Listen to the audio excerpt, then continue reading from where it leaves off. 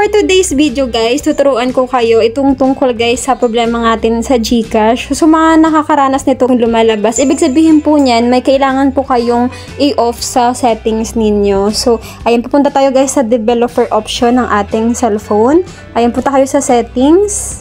Ayan. So punta ka lang kayo guys sa search button sa taas, tapos i-search mo yung developer. Ayan, so pag ganyan guys sa inyo na no results, ibig sabihin po niyan, wala pa tayong developer option. Pero sa mga meron dyan guys, pag i-search mo yan, merong lalabas dyan sa ibang cellphone ng iba, tapos i-turn off mo lang yun. Pero kung wala ka guys, ayan, di ba wala ka tayong ma-search? So punta lang kayo guys sa search button ulit, i-search mo yung build number, ayan, build number. Tapos i-click mo lang yan. Tapos, pindutin natin guys ng 7 na beses yung build number. 1, 2, 3, 4, 5, 6, 7. Ayan. You are now a step away from developer, sabi nakalagay. Tapos, ilagay mo lang guys yung password mo ng cellphone mo. So, you are now a developer na guys. Ayan na yung lumabas.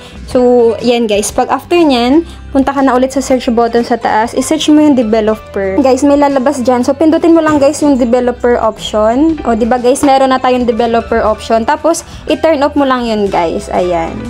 Ganyan siya guys. So, super dali lang. In case man guys na wala kayong developer option, yun na yung gawin ninyo. So, ganun lang yun guys, para maging okay ulit ang GCash ninyo, para mabuksan ninyo ulit. So, ganun lang guys kadali. Try nyo na rin.